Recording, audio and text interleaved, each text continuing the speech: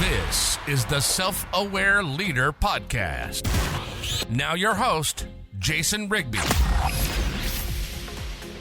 Let's talk about an Irish explorer back in 1914, guys. Sir Ernest Shackleton. He was renowned for his remarkable leadership, especially during the Antarctic expedition in 1916.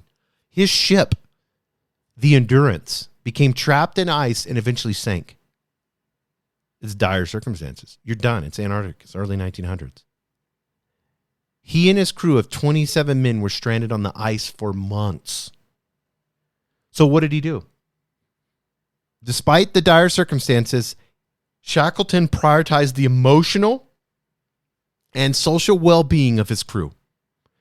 First thing he did was implement routines to foster camaraderie, to make sure that the men knew that they had a purpose and a plan every single day. And these are the routines that we're going to do. And here's how we're going to accomplish that. Then at nighttime, he had nightly card games, sing-alongs. And this one, I'm telling you guys, regular meals together, it's evolution psychology. For years and years and years, for tens of thousands of years, we're the only other animals don't do this. There's some connection that we have by eating meals together. If you're not taking your leaders, your team members, or maybe you have 3 or 4 employees, and you're not taking them one by one and ordering Uber Eats real quick, it can be McDonald's for God's sakes, who cares? And you're sitting and having lunch with them, you as a leader should never eat alone. You should always, whether it's going to a restaurant and meeting a client or somebody, whatever it is, you should always make sure that you're having lunch with someone. And like I always try to do, and it's funny, I've been able to do this since I started this, is always pay for it. And there's always been abundance. For some reason, the universe just rewards that. So what am I talking about today? I'm not just talking about Sir Ernest Shackleton. I want to talk about combating loneliness. This is a silent epidemic that's happening, and it's growing rapidly. Studies have just came out talking about this. You can Google it. It's called the silent epidemic. Especially among men. And this happens with women too, but there's this detrimental mental and emotional well-being that becomes threatened by experiencing loneliness. They had a study the other day. Back in the day, men used to have 3 to 5 friends. Now a lot, you know what the most rapid answer was 0. But it's like 1, maybe 2, but 0 to 1. We have all this technology now. We're so fast-paced, and we forgot to recognize the value of human connection. We forgot to make that conscious effort to foster meaningful relationships. So I kind of want to get into first the dangers of loneliness so that you know and can understand the real tangible consequences of what can happen. Well, number 1 is an increased risk of health problem. Research has shown that loneliness, get this guys, can be as harmful to your health as smoking 15 cigarettes a day. Why? Because loneliness increases the risk of heart disease, stroke, and early death. Not just physical, but mental. Loneliness has been linked to an increased risk of depression, anxiety, and cognitive decline. We have a hard time if we're not able to share with others. How do you cope with stress? How do you make sound decisions if you're not having decentralized team meetings? Chronic loneliness leads to a lack of motivation, creativity, and focus. Those 3 things, guys, you need as a leader. You need to be motivated and operating at a high level every day. You need to be able to be creative and foster that amongst your teams. And focus, come on. We all need more focus, don't we? These are the dangers of loneliness. Now I want to get into the power of having friendships. Improve mental health. Why? Because friends provide emotional support. They help you cope with life's challenges. They reduce feelings of stress and anxiety. We've all had that, where we've had some dire situation, and next thing you know, we're having a conversation with a friend, and they're listening, and they give us some advice because we've got the blinders on and all the emotions and then they're like, you know, Jason, have you looked at it this way? Or what do you think about this? And you're like, damn it, I knew it. Or you're like, you don't want to bug one of your mentors, but you finally do, and they get on the phone with you and they just pour out wisdom, and you're like, oh my goodness.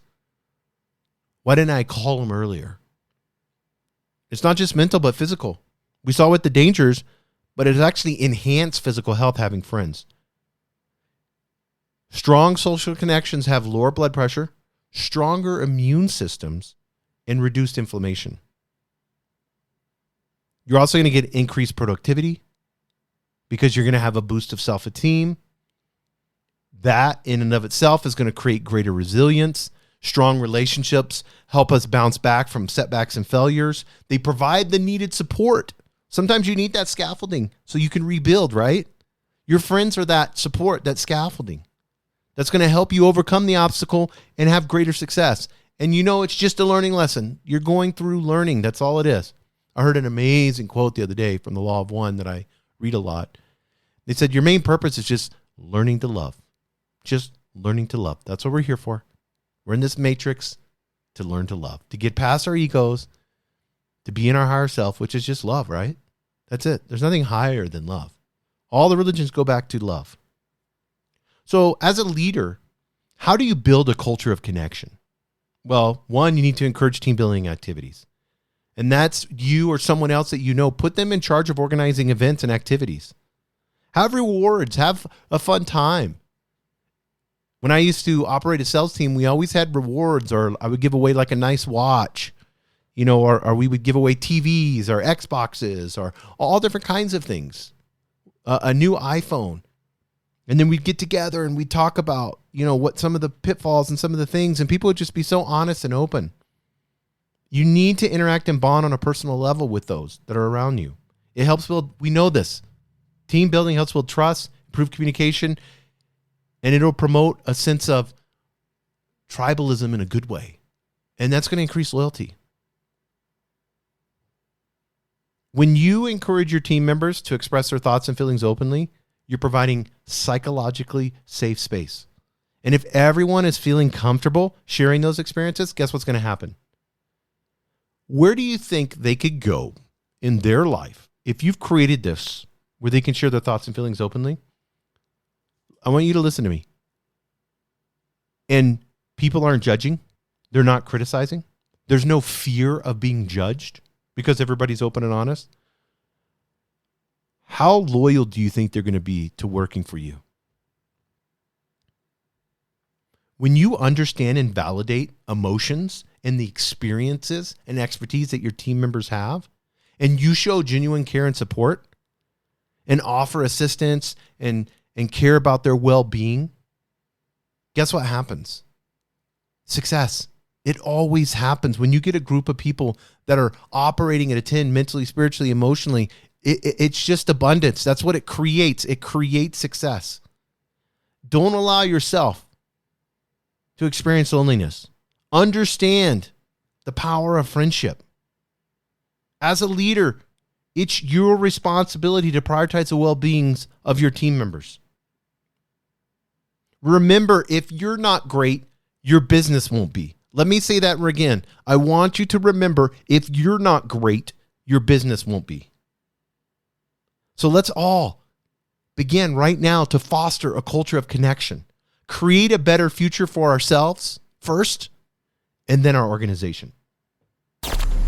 Thank you for tuning in to the Self-Aware Leader Podcast with host Jason Rigby. We hope this episode has inspired you to unleash your full potential and embrace your inner leadership. By expanding your consciousness, you can transform your mind, body, and soul and become the remarkable leader you were always meant to be. If you found this episode valuable, please share it with your loved ones and help us expand our community. Thank you for listening, and we look forward to having you join us again on the Self-Aware Leader Podcast.